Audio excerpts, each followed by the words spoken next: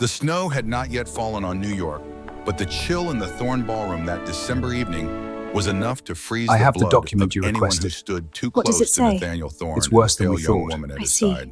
He leaned toward her, his lips barely moving. "You'll smile at the altar," he whispered, "or we're finished." Serafina Ashford did not flinch. She had learned in the last 11 days that flinching was a luxury she could no longer afford. She lifted her chin.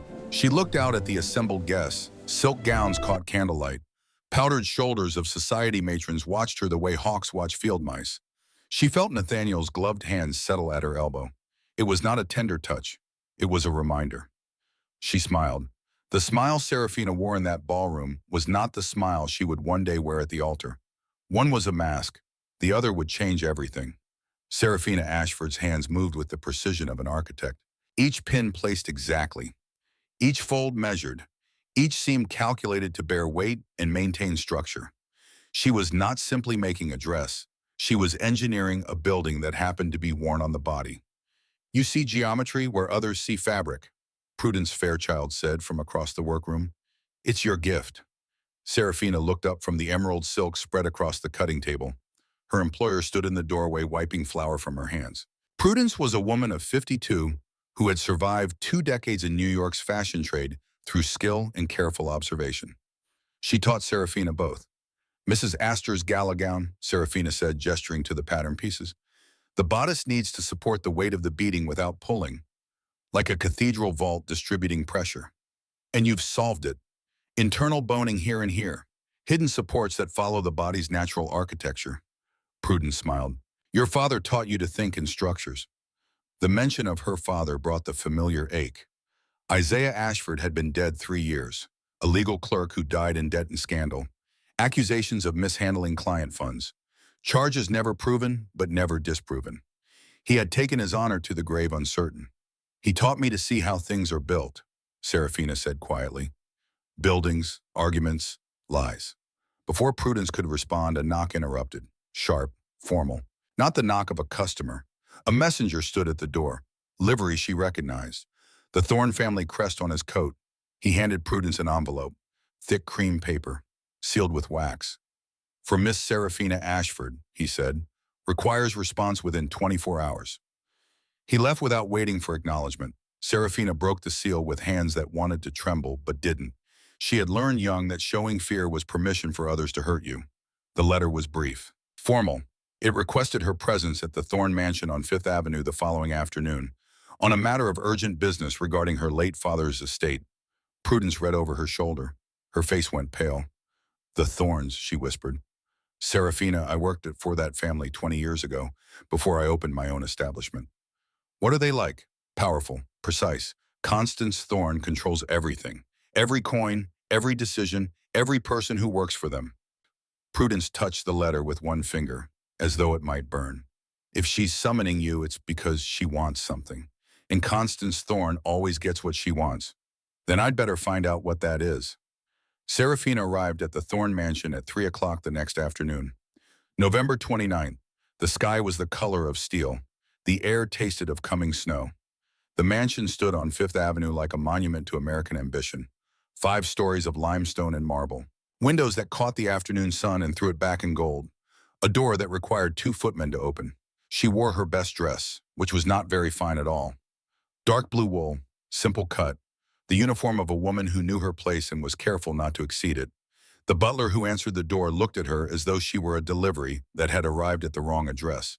But he let her in. He led her through halls lined with portraits of men and women who had built railroads and banking empires. Men and women whose eyes followed her with judgment. He led her to a library on the 2nd floor. The library was dark, full of maps and leather-bound volumes and the smell of old paper and older money. A single lamp burned on the desk. Nathaniel Thorne stood by the window, his back to her. He did not turn around for what felt like a very long time. Serafina used the time to observe. His height, the set of his shoulders, the way he held himself like a man waiting for impact, the expensive cut of his coat, the silver watch chain catching lamplight.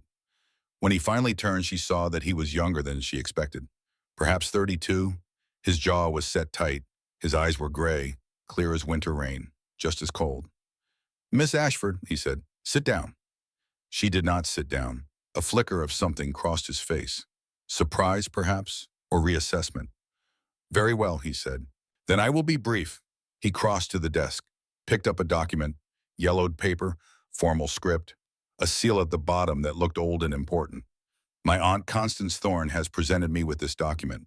It purports to be a signed agreement between my late father Silas Thorne and your late father Isaiah Ashford, dated March 12, 1870.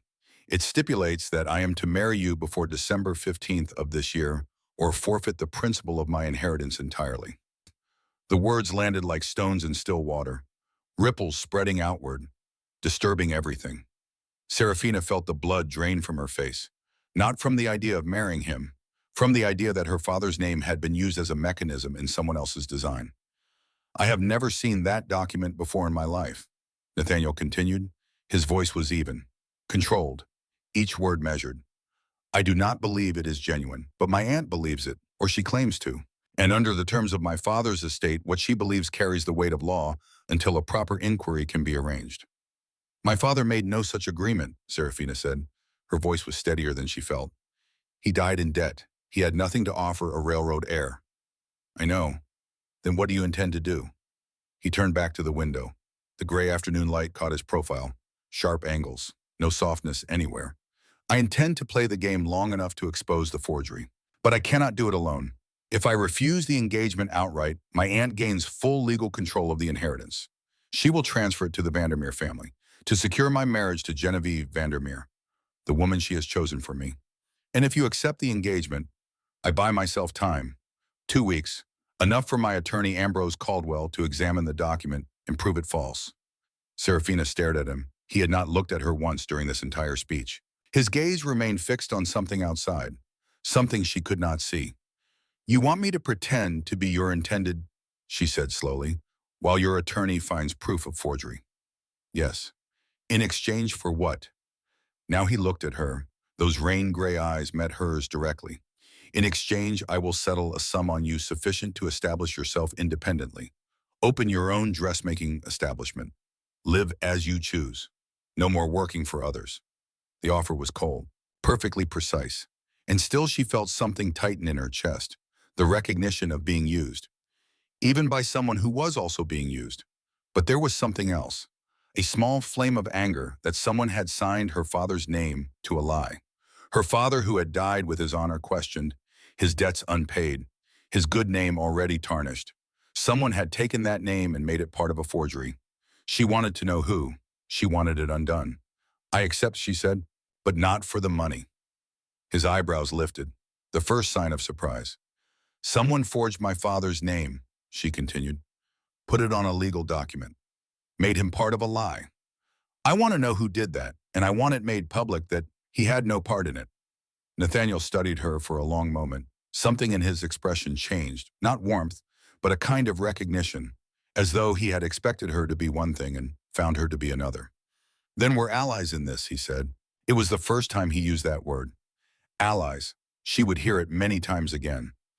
That evening, Serafina sat in her small room above Prudence's shop and opened the trunk that held her father's few possessions, his pocket watch, his legal volumes, his letters and papers. She had looked through these things before, after he died, looking for something that would explain the debts, the scandal, the ruin that had taken him.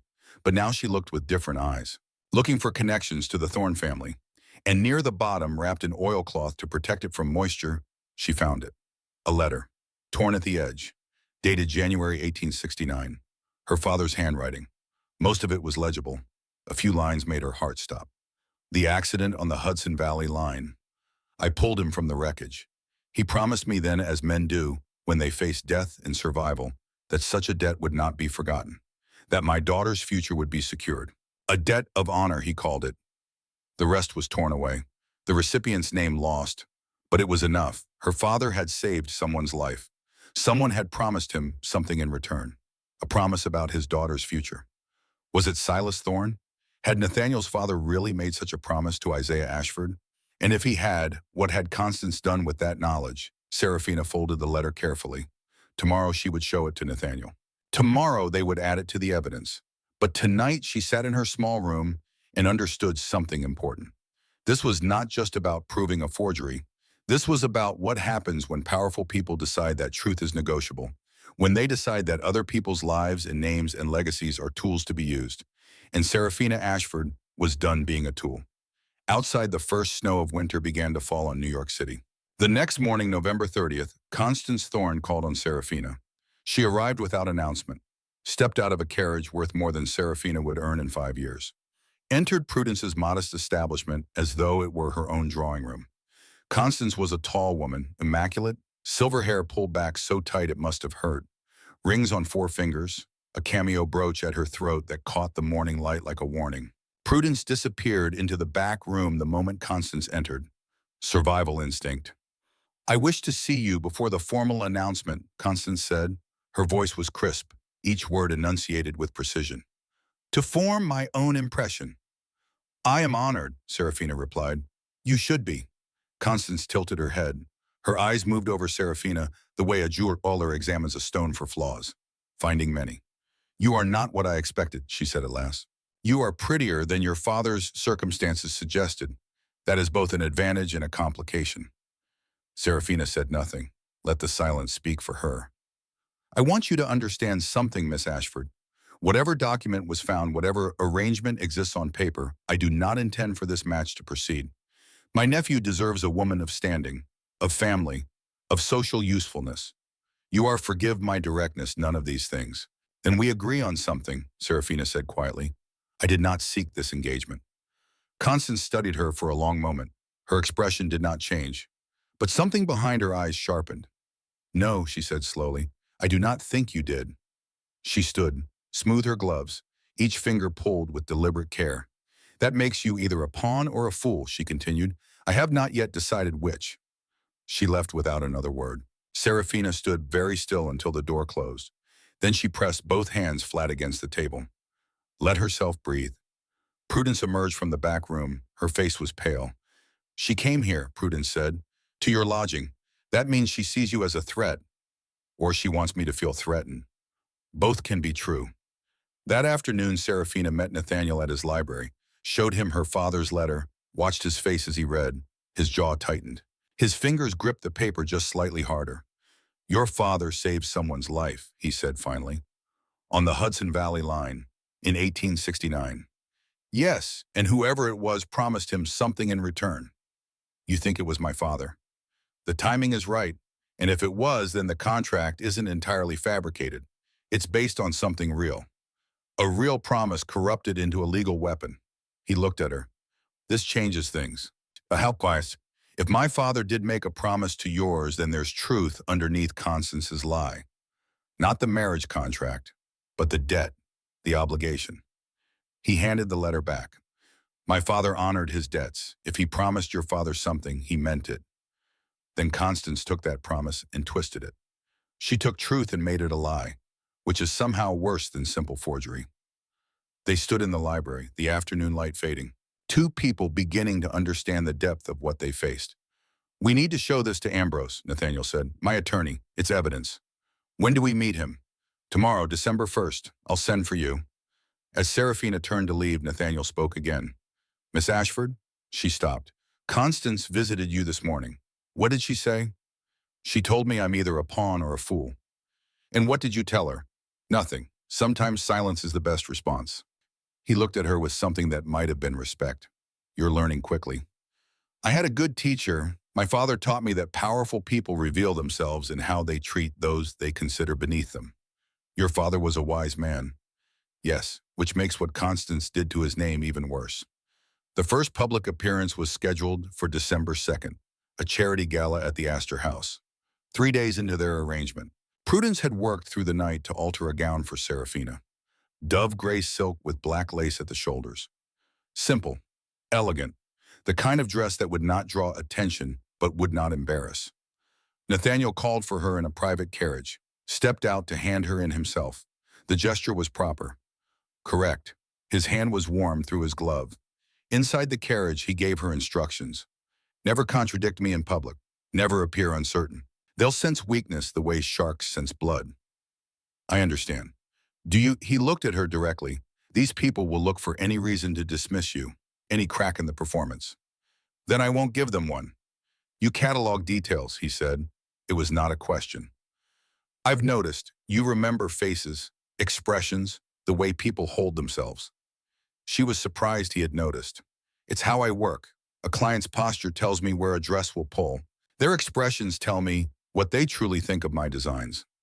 Apply that here. Watch how they move, what they say and don't say. You'll learn more from what they avoid than what they discuss. The Astor House ballroom blazed with light.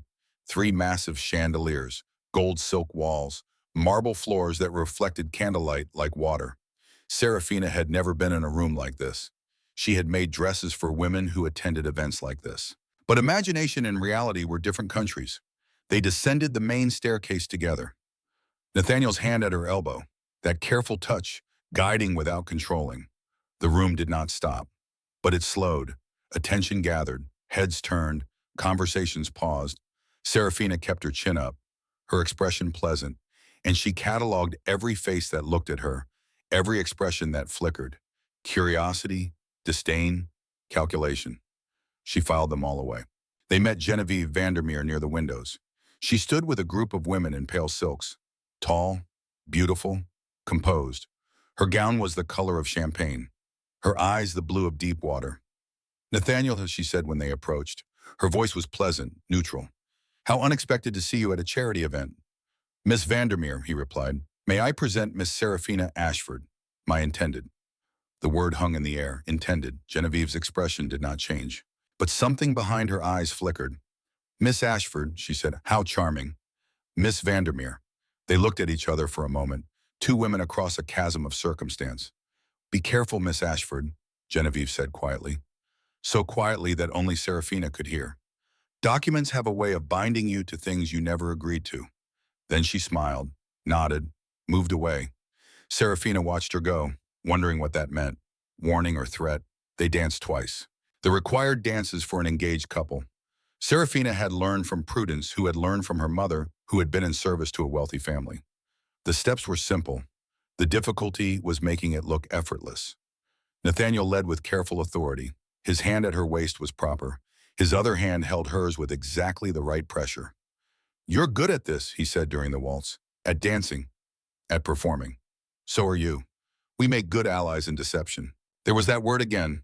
When the music ended, they stepped apart. The precise distance required. And Serafina felt something unexpected. Disappointment. They left at 11. The appropriate shiasun. Nathaniel handed her into the carriage, settled across from her.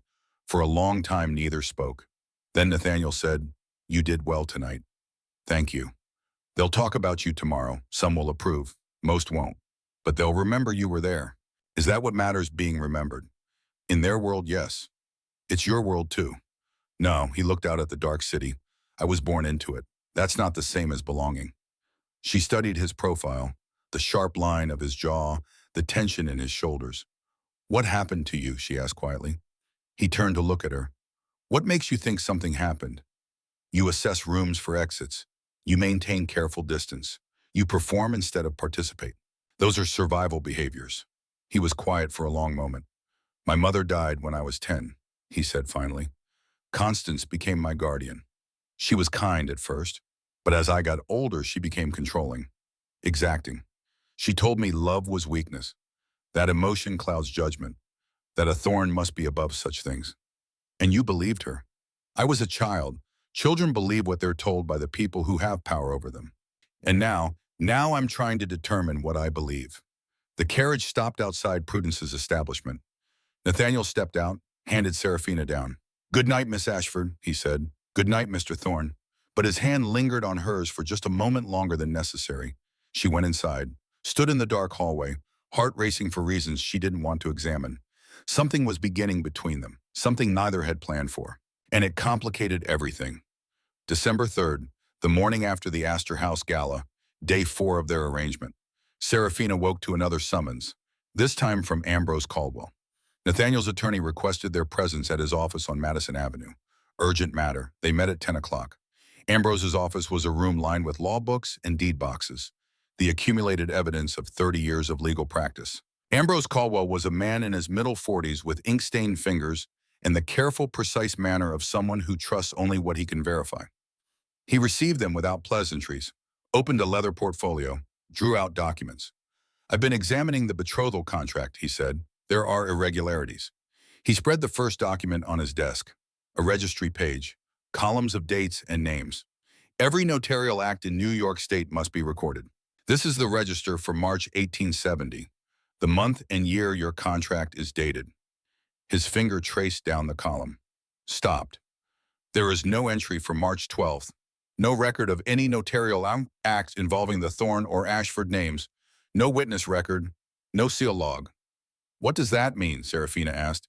It means the contract was either executed outside proper legal process, which would invalidate it, or it was created after the fact and backdated. Forgery, Nathaniel said. That would be my assessment. Ambrose drew out a second document. 2 images side by side. Wax seal impressions. I've also examined the seal on the contract, compared it to the official Thorne family seal matrix, which has been in locked storage since your father's death. He pointed to subtle differences. A wing feather slightly higher, a ribbon fractionally thicker. These should be identical. They're not. The contract was not sealed with the official Thorne matrix. Someone created a replica. Nathaniel sat back, his expression controlled, but Serafina saw the cold fury beneath. How long to build irrefutable proof, he asked. I need to trace the notary who supposedly witnessed. Interview him if he's alive. Gather sworn statements. Ambrose paused. 5 days, perhaps 6. We don't have 6 days.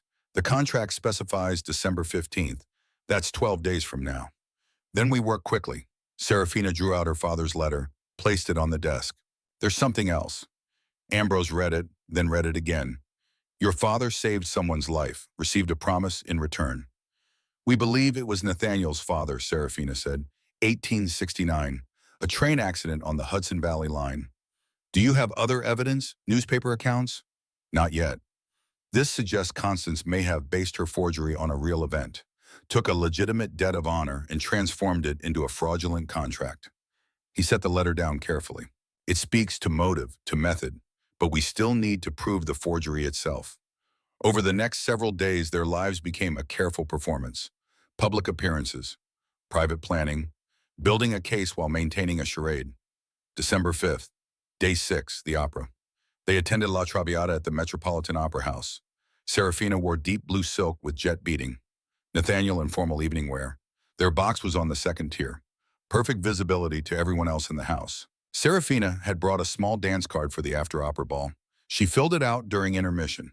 2 dances for Nathaniel, the others blank. She set her evening bag down briefly on a side table while adjusting her glove. When she retrieved it, something was different. She waited until they were alone. Drew out the card. The handwriting was not hers. Someone had altered it. Added a name to the second dance. Harrison Caldwell. A wealthy young man known to be devoted to Genevieve Vandermeer. Dancing with him would suggest impropriety. Infidelity. Would give Constance grounds to void the engagement. Nathaniel, she said quietly. He saw her face, saw the card. His expression froze. That controlled stillness that meant fury held in check. When did this happen? Just now, I set my bag down for a moment. He took the card, examined it. This is Constance's work, or someone working for her. What do we do? Oh, he looked around, at the crowd pretending not to watch, at the strategic positions where someone could have approached unseen. You don't dance the second dance. Claim a headache. I'll stay beside you. Will that work? It has to. They did not stay for the ball, pleaded her headache, left early. In the carriage, Serafina looked at the altered card. She's testing us, she said. Yes, seeing if we'll make mistakes under pressure. Then we keep this. It's evidence of active sabotage. Evidence of how far she's willing to go. That night, Serafina could not sleep. She kept thinking about the card, about someone touching her things, planning her ruin. She rose before dawn, went to Prudence's workroom, found her employer already awake. Can't sleep either, Prudence asked. No. What's troubling you? Serafina told her about the dance card, about Constance's escalation. Prudence listened without interruption. Then she said something that changed everything. When I worked for the Thornes 20 years ago, there was a young woman, a governess. She caught Nathaniel's father's eye. Constance didn't approve. Within a month, the young woman was accused of theft, dismissed without reference. Last I heard, she died in a workhouse. Constance destroyed her. Yes, and she's done it before. 3 times that I know of. Different methods. Same result. People who cross Constance Thorne don't just lose. They're obliterated. Serafina felt cold. Why are you telling me this? Because you need to understand what you're fighting. This isn't just about a forged contract. This is about a woman who has spent 30 years ensuring no one challenges her control, and she's very good at it. December 7th, day 8. Constance hosted a tea party. The invitation arrived at dawn. Cream paper, elegant script, a summons disguised as courtesy. Serafina wore dove gray, hair arranged simply. No jewelry except small pearl earrings. The uniform of a woman careful not to exceed her place. The Thorne Townhouse drawing room was magnificent. Pale blue silk walls, French furniture. 20 women in afternoon dress drinking tea from porcelain, so fine it was nearly transparent. Constance held court at the center.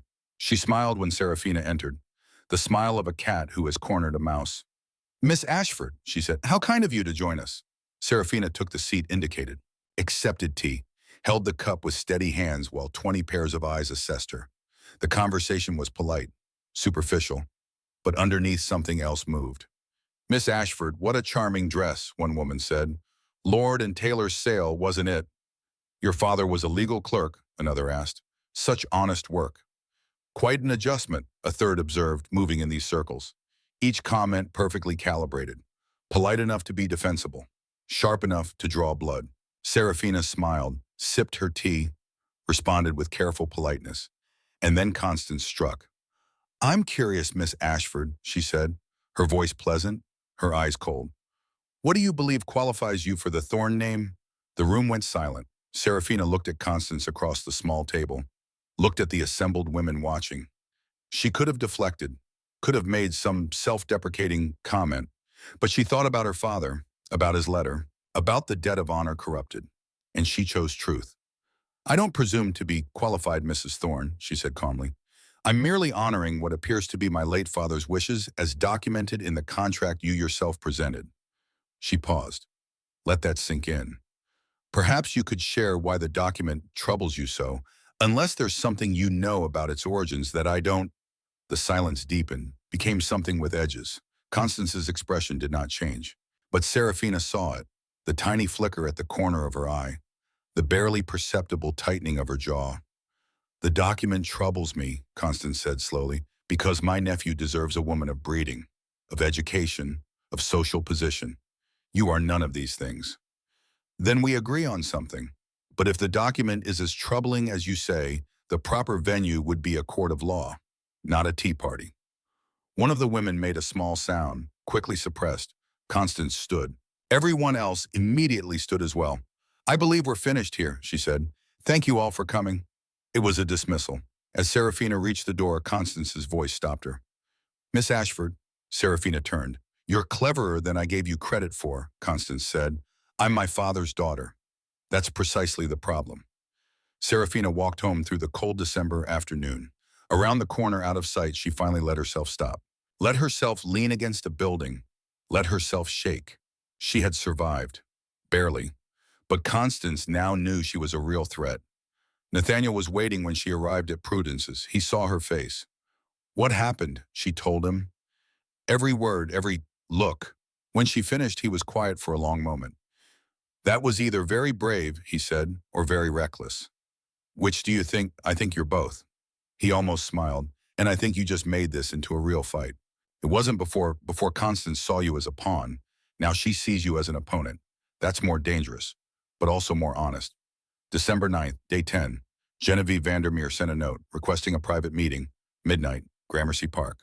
Serafina went. Uncertain whether this was alliance or trap, Genevieve was waiting on a bench beneath a bare tree. Dark cloak, no jewelry. Thank you for coming, she said. Your note suggested urgency. It is urgent. Genevieve gestured to the bench. Please. Serafina sat. I need to tell you something, Genevieve said, about Constance, about what she's capable of. I'm listening. 3 years ago, Constance proposed a business merger between my family's bank and the Thorne Railroad, sealed with marriage, between myself and Nathaniel. Serafina felt something tighten in her chest. I refused, Genevieve continued. I barely knew him. My father supported my decision. Her voice was steady, but something underneath trembled. Constance did not accept the refusal gracefully. What did she do? She fabricated documents suggesting irregularities in our bank's lending practices, threatened to release false information to the press unless I reconsidered. Blackmail. Yes, sophisticated blackmail. We agreed to a compromise.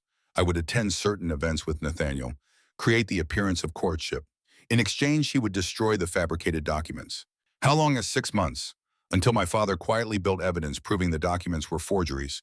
Then we ended it. But Constance never forgave the defiance. Genevieve turned to face her. She's doing the same thing to you, using fabricated documents, creating legal obligations that don't exist.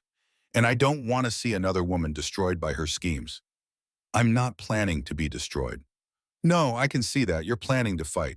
Yes? Then I want to help. Why, Bitain? Because no woman should be a chess piece in someone else's game. Because Constance needs to learn she can't manipulate people without consequences. She paused. And because Nathaniel deserves better than to be controlled for the rest of his life. Serafina studied her face, looking for deception, finding conviction. What kind of help? I know where Constance keeps her private correspondence, her real records, where she has a private study, in her personal residence on East 62nd Street, separate from the main townhouse. She uses it for her most sensitive business. You have access? No, but I know the layout. I know her schedule, and I know she keeps business files there because my father mentioned it once, during the negotiations.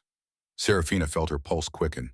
Tomorrow night, she'll be at the Vanderburg charity auction, gone for hours. We'd have time. I'm coming with you. I know what we're looking for, and I owe Constance some payback. Serafina looked at Genevieve, seeing her clearly for the first time, not as a rival, as an ally. I need to tell Nathaniel, she said. Of course, but decide quickly. We only have one chance at this. The next morning, December 10th, Serafina told Nathaniel about Genevieve's offer. They met in his library. He listened without interruption. When she finished, he was quiet for a long time. It could be a trap, he said finally.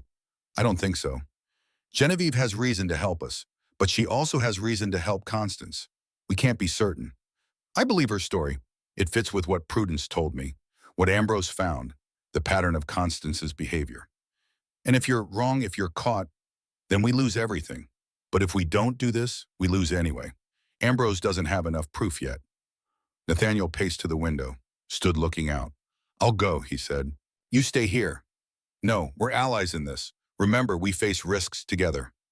This isn't your inheritance at stake. It's my father's honor. That's worth more to me. He turned to look at her, really look at her. You're the most stubborn woman I've ever met, he said. Is that a complaint? I haven't decided yet. That night, December 10th, they met Genevieve at the corner of 5th Avenue and East 62nd Street, all three dressed in dark practical clothing. Constance's private study was in a small townhouse, discreet, unmarked, the kind of place that existed precisely because it didn't draw attention. Genevieve had learned the schedule from a servant she'd once helped. The housekeeper left at 7. No one returned until morning. They approached from the alley. Serafina examined the back door lock. Simple mechanism. She drew 2 thin pieces of metal from her pocket. Nathaniel looked at her in surprise. Where did you learn that? Prudence taught me. When we were poorer, sometimes locked doors stood between us and work we needed. She inserted the tension wrench, the pick, felt for the pins, found them, applied pressure. Click. The door opened. Inside the study was exactly what Genevieve described. A desk, filing cabinets, a small safe in the corner. The cabinets, Genevieve whispered. Start there. They worked quickly, methodically. Serafina took the first cabinet. Nathaniel the second, Genevieve kept watch. The files were meticulously organized. Years of correspondence. Serafina found it in the third drawer, a folder labeled Ashford Thorne 1892 to 1893. Inside letters, drafts, notes in Constance's handwriting, and correspondence with someone named Silas Blackwood. Her hands shook as she read. I require, Constance had written in February 1892. A betrothal contract backdated to March 1870. It must appear authentic. Old paper. Proper legal language. Seal impression matching the thorn crest. Blackwood's response. Such work is delicate and expensive, but achievable. More letters followed. Constance providing specifications. Blackwood refining the forgery. and at the bottom a draft of the contract itself, with Constance's edits in the margins. Add inheritance forfeiture clause she had written, make stakes clear. Reference debt of honor, gives it kernel of truth. Serafina felt sick. Nathaniel, she said quietly. He came to look. She watched the color drain from his face. She knew, he said, voice barely above a whisper. All along. We need to document this, Genevieve said. She had brought a small Kodak camera. She photographed each letter, each draft, each piece of evidence.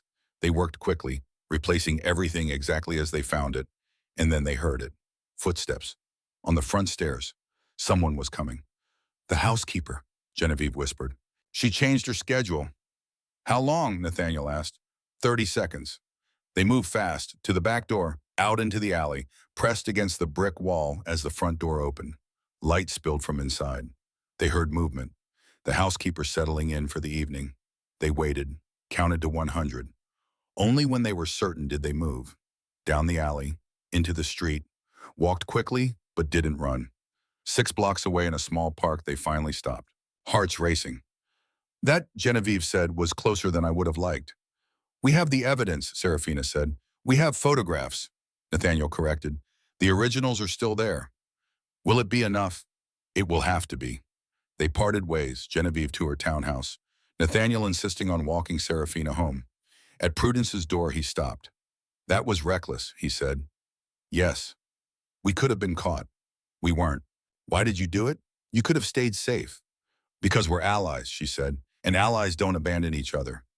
He looked at her in the dim lamplight, and something in his careful control cracked. Serafina. But whatever he was going to say was interrupted by a messenger, running toward them. Urgent. He thrust an envelope at Nathaniel. From Mrs. Constance Thorne. Requires immediate response. Nathaniel opened it. His face went white. He handed it to Serafina. I am filing a formal petition, Constance had written with the New York Supreme Court, claiming that Miss Serafina Ashford has attempted to defraud my nephew through seduction and false claims regarding a non-existent betrothal agreement. The hearing is scheduled for December 13th. You have 48 hours to respond. Serafina looked up. She's moving early. Yes, because she knows. Somehow she knows we're building a case. What do? We fight together. But they both knew what this meant. The final battle had begun. December 11th, day 12, 2 days until the tribunal. Ambrose worked through the night, building their case, organizing evidence, preparing for every objection Constance's attorneys might raise. Serafina and Nathaniel met him at his office at dawn. The photographs are compelling, Ambrose said. He had spread them across his desk like cards. But Constance will claim they're fabricated, that you broke in illegally, that the evidence was obtained improperly. The originals exist, Serafina said. In her study, they can be examined. True, but we'll need to present our case perfectly. Anticipate every attack. He began organizing documents. I've also traced Silas Blackwood, the forger. He's still operating, still at the same address in the financial district. Can we compel him to testify? Nathaniel asked. If we can prove he created the forgery, yes, I've obtained a subpoena. He'll be served this afternoon. Will he cooperate? Men like Blackwood cooperate when faced with criminal charges. I suspect he'll choose testimony over prosecution. Over the next 2 days they prepared, reviewed evidence, practiced testimony, built the argument that would either save them or destroy them. And through it all, Serafina was aware of something changing between her and Nathaniel. The careful distance he maintained was breaking down, the controlled reserve cracking. Small moments, his hand brushing hers when reaching for documents, the way he looked at her when he thought she wasn't watching, the almost words that hung between them unspoken. But there was no time for those words now. December 13th arrived like a judgment day. The New York Supreme Court building stood on Chambers Street, limestone and marble, columns and steps, and the weight of law made physical. They arrived together, Nathaniel in formal morning dress, Serafina in a simple gray suit, Prudence and Genevieve with them. Inside the courtroom was already filling. Society had come to watch. This was scandal, entertainment, the fall of a seamstress who had dared to reach above her station. Judge Theodore Hartwell presided, a man in his 60s known for fairness and impatience with theatrics. Constance sat at the petitioner's table with 2 attorneys. She wore black silk, diamonds, the armor of wealth and position. The hearing began. Constance's lead attorney, Cornelius Drake, stood to present. Tall, silver-haired, expensive. Your Honor, he said, this is a simple case of fraud. Miss Serafina Ashford, a woman of no family and no means, has conspired with my client's nephew to fabricate a betrothal agreement for financial gain. The purported contract is a forgery, and Miss Ashford knew it. He placed documents on the court clerk's desk. We have evidence that Miss Ashford approached Mr. Thorne, not the reverse. That she presented the contract to him. That she pressured him into this charade with threats to make the document public and cause scandal. Serafina felt her blood run cold. Every word was a lie, but delivered with such conviction. Ambrose stood, calm, precise. Your Honor, those allegations are entirely false, and we will prove it. But first let me address the contract itself. He approached with his own documents. This is the notarial register for March 1870, the month and year the alleged betrothal agreement was supposedly signed. He opened it to the relevant page. There is no entry for March 12, 1870. No record of any notarial act involving the Thorne or Ashford families. No witnesses, no seal log. By law, every such act must be recorded. This one was not. Drake interrupted. The absence of a record could indicate clerical error, not forgery. Then perhaps the seal will convince you. Ambrose produced two images, the wax impressions side by side. This is the impression on the alleged contract. This is the official Thorne family seal matrix, which has been in locked storage since Silas Thorne's death. They should be identical. They are not. He pointed to the differences. Judge Hartwell leaned forward, examined them closely. The variances are clear, Ambrose continued. The contract was not sealed with the official matrix. Someone created a replica. Someone committed forgery. Who did the judge asked? We believe we know, Your Honor, and we have evidence. Ambrose produced the photographs from Constance's study, handed them to the clerk. These are images of correspondence between Mrs. Constance Thorne and a man named Silas Blackwood, a known forger who operates under the guise of document restoration. The letters clearly show Mrs. Thorne commissioning the creation of a backdated betrothal contract. The courtroom erupted, voices, gasps. The scrape of chairs as people stood to see. Judge Hartwell's gavel came down. Hard. Order. Constance's face had gone white, but her attorneys rallied quickly. Your Honor, Drake said, these photographs are inadmissible. They were obtained through illegal entry, through theft. The originals exist, Ambrose countered, in Mrs. Thorne's private study. They can be examined. We can obtain a warrant. On what grounds? On the grounds that this court now has probable cause to believe a crime has been committed. Forgery, fraud, attempted theft of an inheritance through fabricated documents. Judge Hartwell looked at Constance. Mrs. Thorne, do these documents exist in your study? Constance stood, slowly, her composure intact but her eyes betraying her. I maintain a study for private business, she said, and the contents are confidential. That's not an answer to my question. Do these specific documents exist? A long pause. I may have correspondence with Mr. Blackwood. He has done legitimate document restoration work for me in the past. Regarding a betrothal contract dated 1870. Another pause. I was attempting to honor a debt my late brother owed. Isaiah Ashford saved his life. Silas promised him something in return. I was simply trying to formalize that promise by creating a false legal document. I believed I was honoring my brother's wishes. Judge Hartwell's expression hardened. Mrs. Thorne, did you commission the creation of a backdated betrothal contract with full knowledge that it did not exist in 1870? Constance looked around the courtroom, at the assembled witnesses, at the society matrons who had followed her lead for decades, at Nathaniel sitting beside Serafina, and something in her broke. Yes, she said, I did. The courtroom erupted again, louder this time. The judge's gavel came down repeatedly. I did what was necessary, Constance continued, her voice rising, to protect this family, to ensure the Thorne legacy wasn't squandered on unsuitable matches. Nathaniel is weak. He would choose poorly. I was protecting him from himself. By committing fraud. By doing what his father would have wanted. And what his father actually wanted, Ambrose said quietly, was to honor a debt to Isaiah Ashford, not to create a fraudulent legal obligation. He produced Serafina's father's letter, the torn page with its partial story. Isaiah Ashford saved Silas Thorne's life in 1869. Silas promised to ensure Isaiah's daughter would be provided for. A debt of honor. Mrs. Thorne took that truth and corrupted it, turned an honorable promise into a legal weapon. Judge Hartwell read the letter. His expression softened slightly. Mr. Caldwell, what is your client seeking? Ambrose looked at Nathaniel, who looked at Serafina. This was the moment, the choice they had discussed the night before. Nathaniel stood. Your Honor, may I speak? The judge nodded.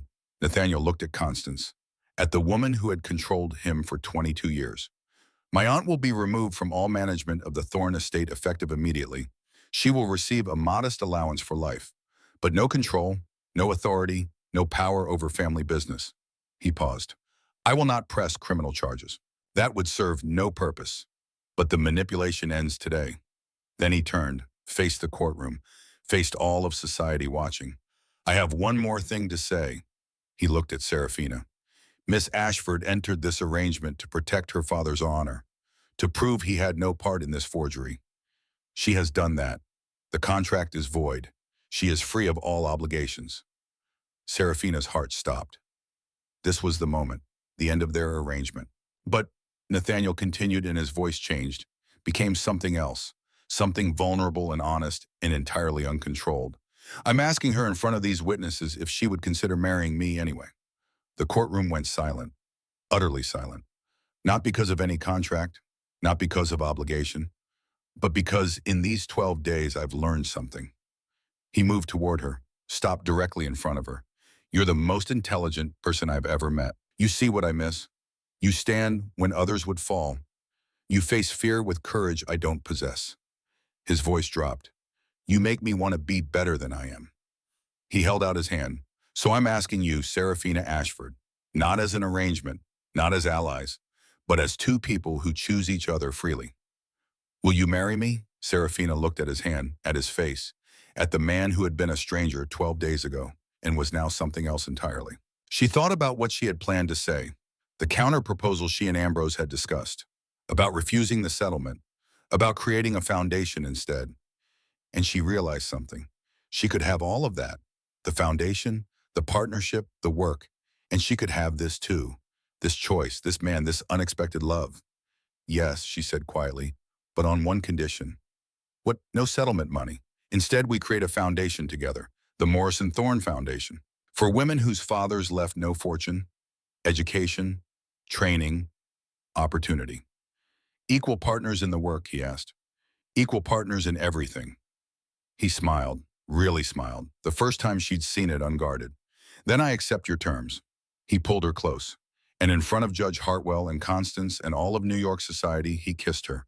It was not gentle, not tentative. It was the kiss of a man who had been holding himself in check for too long and finally allowed himself to feel. When they broke apart, the courtroom was in chaos, people talking, Constance pale and shaking, Prudence crying, Genevieve smiling. Judge Hartwell's gavel came down one final time. The contract is declared fraudulent and void. Mrs. Constance Thorne is removed from all estate management. Mr. Nathaniel Thorne is restored to full control of his inheritance. This court is adjourned. Outside on the courthouse steps, Nathaniel and Serafina stood together in the December cold. What happens now? She asked. Now, he said, we write our own contract. One based on choice instead of obligation. How long do I have to think about it? You already said yes. I know, but a woman should have time to reconsider. He laughed, actually laughed. 2 weeks, he said, until Christmas.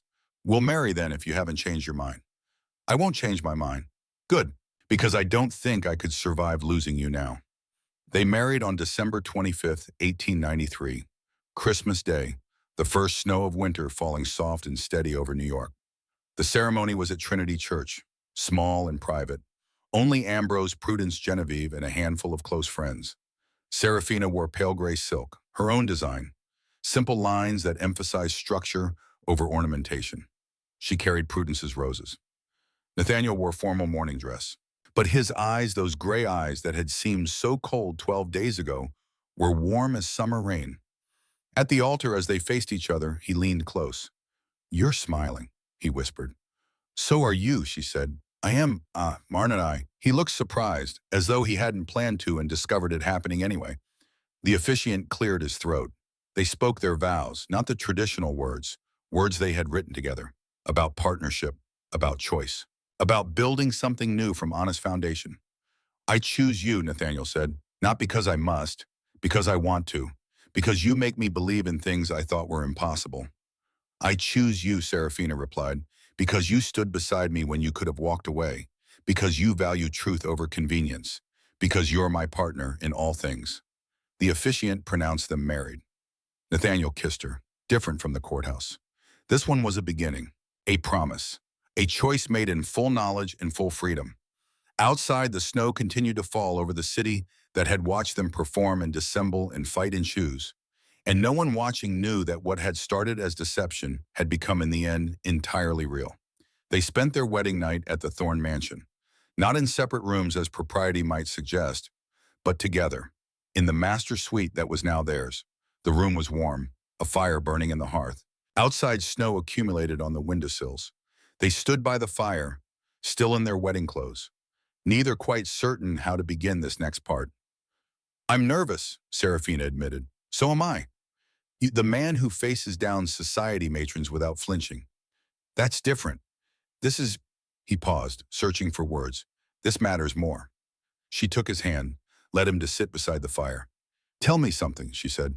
Something true, something you've never told anyone. He was quiet for a moment. Then he said, I was afraid I'd never feel this. Feel what?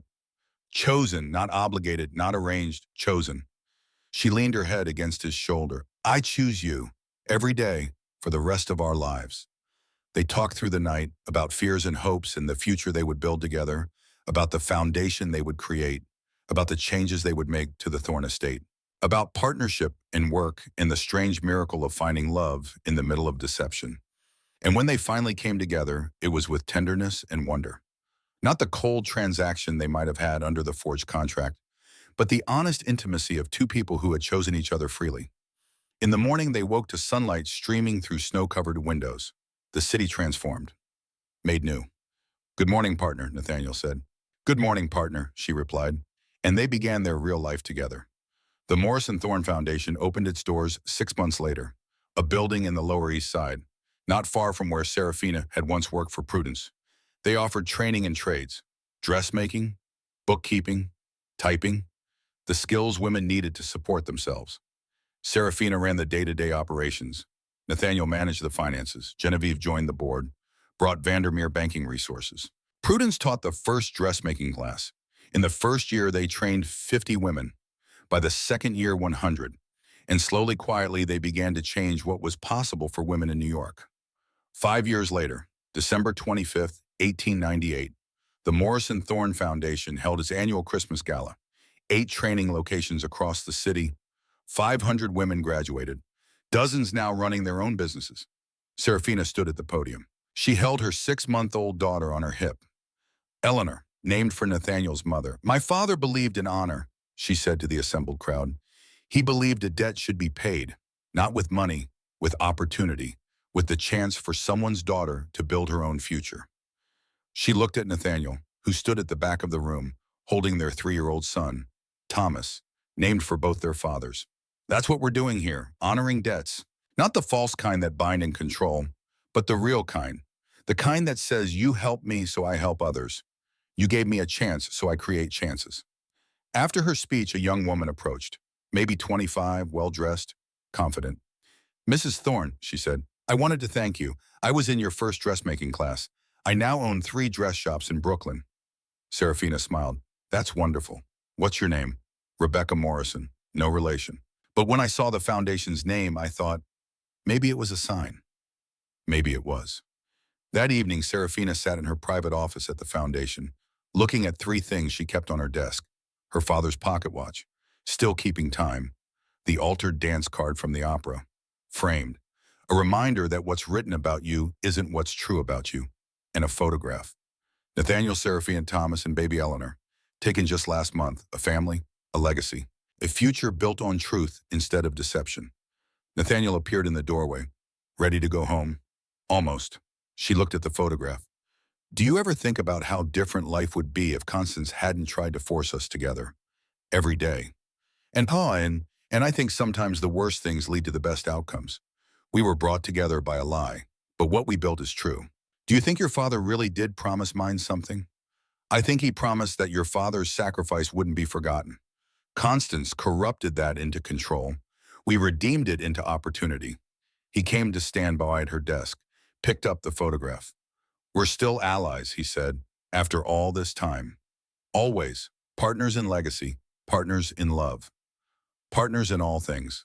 They left together, the four of them, walking through the snow-quiet streets of New York. Heading home, Thomas rode on Nathaniel's shoulders, Eleanor asleep against Serafina's chest. "Papa?" Thomas asked. "What's legacy?" Nathaniel and Serafina exchanged a look. "Legacy," Serafina said, "is what you choose to build, not what's written for you. Like the foundation, like the foundation, like this family, like every choice we make to help others." Thomas thought about this for a moment, then nodded, satisfied. They walked on through the winter evening. A family built not on obligation or arrangement or forged documents, but on choice, on truth, on the simple radical act of two people deciding they belong together. The snow fell soft and steady over New York City, and somewhere in that snow, two promises were being kept. The one Silas Thorne had made to Isaiah Ashford, corrupted and redeemed, and the one Nathaniel and Serafina had made to each other, on Christmas Day 5 years ago, to choose each other every day. For the rest of their lives, they would, and that was the legacy that mattered most.